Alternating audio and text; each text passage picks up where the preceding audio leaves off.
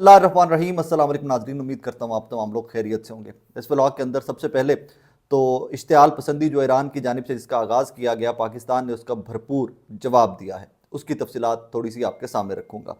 Secondly, Pakistan Tehreek Insaf ने अब से कुछ देर पहले अपने उम्मीदवारान फाइनल कर दिए हैं। अब उनके हिमायत याफ्ता, क्योंकि ऑब्वियसली अब बल्ले का निशान तो नहीं होगा, लेकिन आज़ाद उम्मीदवार जिनको पाकिस्तान तहरीक इंसाफ की हिमायत हासिल है या जो उनके उम्मीदवार हैं, उनकी लिस्टें नेशनल असम्बली और प्रोविंशियल असम्बलीज़ की फाइनल कर दी हैं। उनकी बहुत अहम डिटेल्स हैं कि क्या क्या जंगो जदल हुआ है उसके अंदर, वकला और सियासी विंग के अंदर पाकिस्तान तहरीक इंसाफ के, वो मैं आपके सामने रखता हूँ। Let's start with Iran. हमने देखा कि एक दिन पहले ईरान की जानिब से हमारे बॉर्डर्स की खिलाफ वर्जी, हमारे जो हदूद हैं उनकी खिलाफ वर्जी की गई और यहाँ पर एक स्ट्राइक की गई, यहाँ पर एक मिसाइल दागा गया।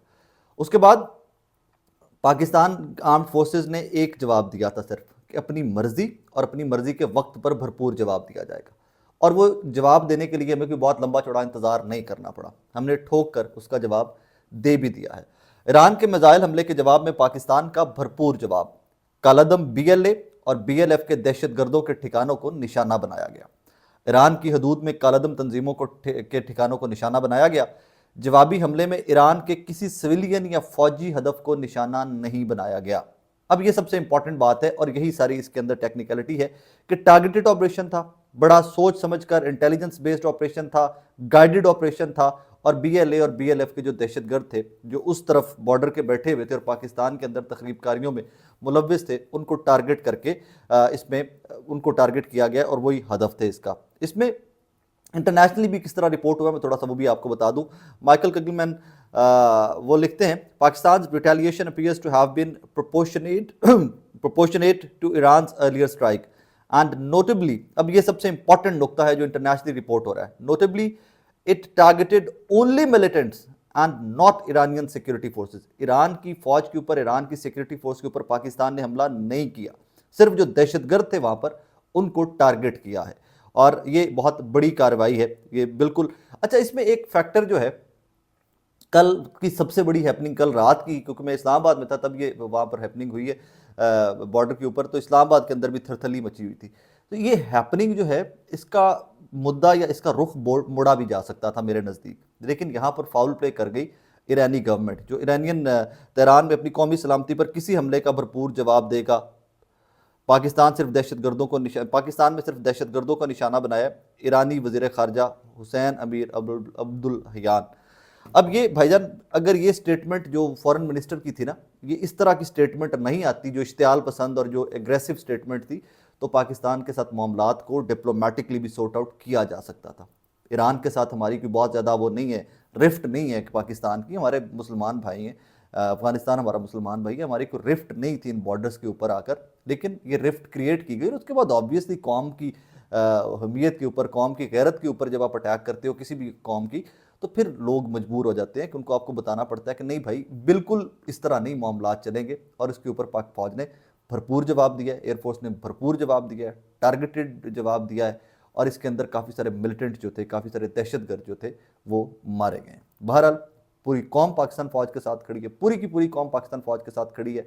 द गुड थिंग इज कि पॉलिटिकल डिफरेंसेस लोगों ने एक तरफ रख कर भी सब के सब ने पाक फौज का इसके ऊपर साथ दिया। And that is how nations are built. कौमें इसी तरह बनती हैं कि हमारे अंदरूनी मामलात जो हैं, सियासी जमातों के आपस में जो लड़ाइयाँ होती रहती हैं, लेकिन एक जगह जब आपकी कौम की बात आ जाए, जब आपके मुल्क की, आपकी बॉर्डर्स की बात आ जाए, तो महज़ब कौमें और जिंदा कौमें जो है, जो जिंदा हैं, जो गैरत रखती हैं, वो तमाम की तमाम इकट्ठी हो जाती हैं। और इस पॉइंट के ऊपर पूरी की पूरी कौम इकट्ठी थी।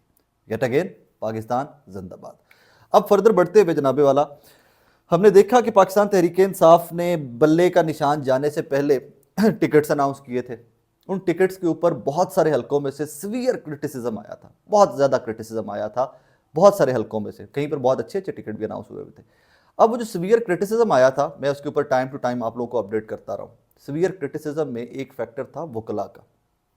वकला नाइव थे, पार्टी में नए नए आए थे, या उनके पास पार्टी की लीडरशिप या पार्टी की डिसीजन मेकिंग उनके पास चली गई थी, क्योंकि साबिका वज़ीर आज़म इमरान खान साहब से सिर्फ मिल ही वो सकते थे, पार्टी की लीडरशिप तो मिल नहीं सकती थी। तो फिर वही सारे फैसले गलत या सही करते आए और बहुत सारी चीज़ें क्रेडिबली वसूख के साथ आपको ये बता रहा हूँ कि बहुत सारे फैसलों में झूठ बोले गए, गलत मैसेजेस इमरान खान साहब के कन्वे किए जाते रहे पार्टी को वकला की जानिब से, और उन्हीं के ऊपर डिसीजन मेकिंग होती रही।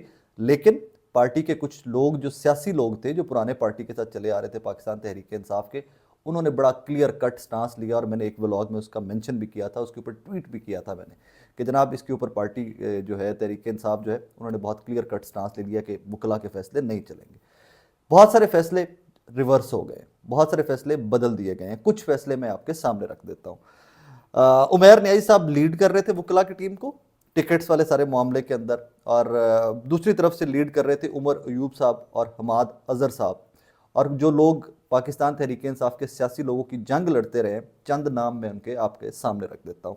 उमर अयूब साहब लड़ते रहे जनाब, हमाद अजहर साहब लड़ते रहे, राय हसन नवाज साहब, मोइन कुरैशी साहब, आमिर डोगर साहब, सिमाबिया ताहिर साहिबा, अहमद चट्ठा साहब, सबसे और अबव ऑल इस सारे स्नैरियो के अंदर पाकिस्तान तहरीक इंसाफ के वर्कर्स जो हैं वो अपने राइट्स के लिए लड़ते रहे कि हमारे हल्के में ये उम्मीदवार ठीक नहीं है, इसको चेंज किया जाए एंड एवरीथिंग, और बहुत सारी चेंजेस आ भी गई हैं। मोनिस इलाही साहब को मत भूलिएगा, मोनिस इलाही साहब ने इसके अंदर अपना बड़ा फीडबैक दिया है, और कुछ बड़ी बड़ी जो नोटेबल चेंजेस आई हैं वो मैं आपके सामने रख दूं।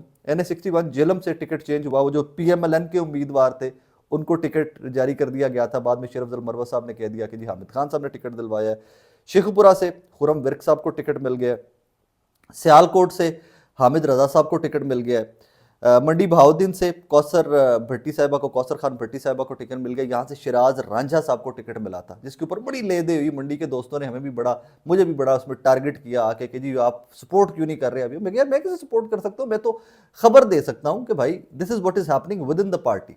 मैं अपने सोर्सेज से खबर का हासिल कर सकता हूँ, मैं सपोर्ट थोड़ी कर सकता हूँ कि just because Mandi is next to my own district तो जी शिराज राजा साहब को टिकट दे दिया जाए। तो यहाँ से साजिद भट्टी साहब और मोहम्मद खान भट्टी साहब की फैमिली में 2 टिकट गए। कौसर साहिबा, मोहम्मद खान भट्टी साहब जो इस टाइम जेल में है, साबिका वज़ीर आला परवेज़ इलाही साहब के बहुत करीबी साथी हैं, मोनिस इलाही साहब के बहुत करीबी साथी हैं, उनकी बेगम कौसर खान भट्टी साहिबा जो है वो ऊपर लड़ेंगी और नीचे साजिद भट्टी साहब होंगे और नवाज पंजोता साहब होंगे। अच्छा पैनल बन गया है, मज़े का मुकाबला होगा, मंडी में ये देखने वाला कंपटीशन होगा, क्योंकि भट्टियों के पंजोतों के जब वोट मिल जाएंगे सारे तो ये एक अच्छा कॉम्बिनेशन वहाँ पर आपको देखने में मिलेगा। NA54 से टिकट वापस अजरा मसूद साहबा को है, मलिक तैमूर साहब की वालिदा को मिला है। इसी तरह बहुत सारे टिकट हैं, बहुत सारे टिकट हैं। हाँ, नॉट टू फॉरगेट शेखुपुरा से एक टिकट, वो MP का नाम मेरे से शेर अकबर साहब, शेर अकबर साहब पाकिस्तान तहरीक इंसाफ के विनिंग कैंडिडेट थे, पिछले टेन्योर में पाकिस्तान तहरीक इंसाफ के टिकट के ऊपर MPA थे। बड़ा नुकसान हुआ इनका इस सारे पॉलिटिकल मैस के अंदर, इनके कारोबार का ये वो, इनका टिकट भी वापस किया गया। और अब इसमें काफ़ी सारी मिसअंडरस्टैंडिंग में जो नाम स्टैंड आउट करते हैं सारे इस पॉलिटिकल मैस के अंदर वकला के, उनमें लीडिंग बैरिस्टर उमैर न्याजी साहब, हसान न्याजी साहब वकील तो नहीं है लेकिन वकला के विंग के साथ फैसलाबाद से ये अटैच थे। इसी तरह बहुत सारे और नाम हैं जो डिफरेंट जगहों पे, डिफरेंट हलकों के अंदर या डिफरेंट कॉन्स्टिट्यूंसीज तो नहीं, जिला वाइज या जहाँ जहाँ पे, जिस तरह शिराज रांझा साहब हो गए, जो जो चैम्बर से लिंक्ड थे इनके साथ साथ वकला के साथ, उनको कॉम्प्रोमाइज़ कर दिया गया था, उनके कहने के ऊपर कॉम्प्रोमाइज़ कर दिया गया था। और अब सियासी जंग जीतते हुए विद इन द पार्टी जो सियासी जंग थी, पाकिस्तान तहरीक इंसाफ के लोग, हमाद अजहर साहब, उमर अयूब साहब और ये बाकी तमाम लोग जो है, इन्होंने अपने कैंडिडेट्स के लिए बहुत स्ट्रांग फाइट पुटअप करके बहुत सारे टिकट रिवर्स करवाए। अच्छा, इसमें नॉट टू फॉरगेट लाहौर से एक बहुत बड़ा अपसेट था। लाहौर में जनाब जो एक हमारे पुराने पाकिस्तान तहरीक इंसाफ के जो कारकुन सब के सामने नज़र आते थे, शेख इम्तियाज़ साहब, शेख इम्तियाज़ साहब के टिकट तक को कॉम्प्रोमाइज़ एक दफ़ा कर दिया गया था। 20 साल से ये बंदा तहरीक इंसाफ के साथ है। लाहौर के जो रिपोर्टर हैं हम सब इनको जानते हैं, शेख इम्तियाज़ साहब को, इनकी कितनी मेहनत थी, कितना, और फिर इनके टिकट के ऊपर इनकी बेगम वाली वीडियो बहुत वायरल हुई। सलमान अकरम राजा साहब इनकी बेगम के साथ नॉमिनेशन पेपर फाइल करने गए, तो ये सारा वो मैसेज जो आप लोगों ने विटनेस किया हुआ सब लोगों ने, इनके ऊपर भी वकला का एक विंग असरअंदाज हो गया था, शेख इम्तियाज़ साहब के टिकट के ऊपर भी। तो इसके ऊपर भी हमार अजहर साहब ने बहुत फाइट बैक किया है, बहुत लड़ाई लड़ी है हाफिज़ फरज साहब ने और तमाम लोगों ने बहुत फाइट किया है। अच्छा, इसमें जो बहुत सारे वो लोग इस तरह के पार्टी के अंदर के जो फ्रंट फुट पे नहीं आना चाहते, लेकिन जिनका फीडबैक पाकिस्तान तहरीक इंसाफ के अंदर बहुत माना जाता था, और वो सोशल मीडिया के कुछ लोग थे, वो बज़ाहिर सोशल मीडिया के थे लेकिन वो पार्टी के लिए भी, अपनी के लिए, तहरीक इंसाफ के लिए भी बड़ा एक्सटेंसिव उन लोगों ने काम किया हुआ है।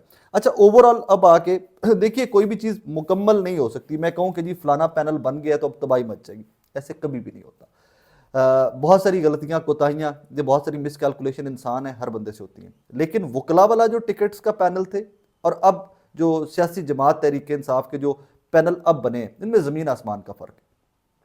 हमाद अजहर साहब ने, उमर यूब साहब ने, राय हसन नवाज साहब ने, आमिर डोगर साहब ने, सिमाबिया ताहिर साहबा ने, इन तमाम लोगों ने, मोनिस लाई साहब ने, तमाम लोगों ने जो फाइट बैक करके फैसले किए हैं, ये बहुत बैलेंस्ड और बहुत बेहतर पैनल अब बन गए, जो पैनल उमैर न्याई साहब ने बनाए थे। और वो अपनी एक अब वो वकला की सियासत के अंदर तो डेफिनेटली बहुत अच्छे पैनल बना सकते होंगे, लेकिन प्रैक्टिकल पॉलिटिक्स के अंदर, इस पॉलिटिक्स के अंदर उनका कोई बहुत ज़्यादा रोल नहीं था, क्योंकि वी ऑल न्यू दैट कि he is new to the party.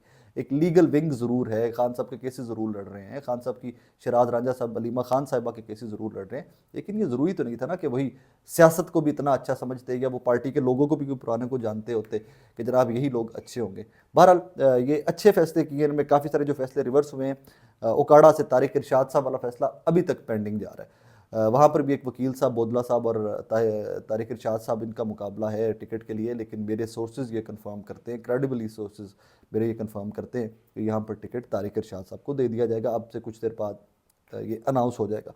लेकिन अब देखना ये है, मेरे नज़दीक इससे अगला इम्तिहान तहरीक इंसाफ का ये है कि जो तहरीक इंसाफ के हिमायत याफ्ता उम्मीदवार हैं, तहरीक इंसाफ का वोटर जो है वो उनको फाइंड कर सके, उनको ढूंढ सके, उनके इंतखाबी निशान को ढूंढ सके और 8 फरवरी को वोट डाल सके। That is going to be a challenge. अब देखते हैं कि इसके ऊपर मैंने कुछ एक आधी दफ़ा तो आपको कुछ इन्फॉर्मेशन पास ऑन की थी कि इसके ऊपर क्या क्या किया जा रहा है, कि कुछ तरह का मैकेनिज्म बना दिया जाएगा कि ये नेशनल असम्बली का उम्मीदवार है और ये नीचे सूबाई असम्बली के उम्मीदवार है, और उनके इंतखाबी निशान जो हैं वो सबके फर्दन फर्दन लिख कर ऊपर इमरान खान साहब की फ़ोटो होगी और जो कायदीन तहरीक इंसाफ है उनकी फ़ोटो होगी।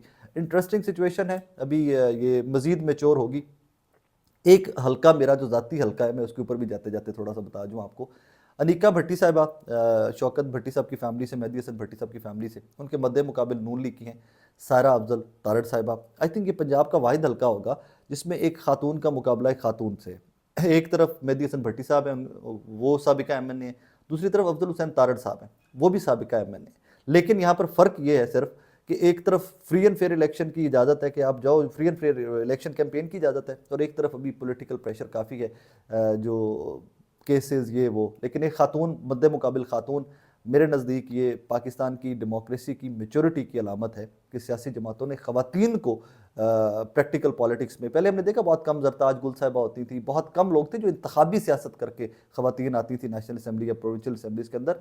तो ये बहुत अच्छी बात है कि खातून बमुकाबला खातून नज़र आएंगी आपको इस सारे इलेक्शन के अंदर। हाफजाबाद से ND69 से शौकत भट्टी साहब यहाँ से साबिका MNA थे तहरीक इंसाफ के, वो खुद नहीं लड़ सके, सो अब उनकी फैमिली से एक खातून लड़ रही हैं, और ये मुकाबला मेरे देखने में बहुत इंटरेस्टिंग मुकाबला होगा। फॉलो करता रहूँगा इस मुकाबले को इंशाल्लाह। मेरा लोकल ज़िला भी है, मेरा हल्का भी है, तो ज़्यादा रिपोर्ट इसलिए मुझे वहाँ पे ज़्यादा मैं अपडेटेड रहता हूँ, but in days to come इंशाल्लाह अब डिटेल सिर्फ हल्कों पे बात करेंगे। अपना बहुत सारा ख्याल रखिएगा नाज़रीन, दुआ में याद रखिएगा। अल्लाह हाफ़िज़।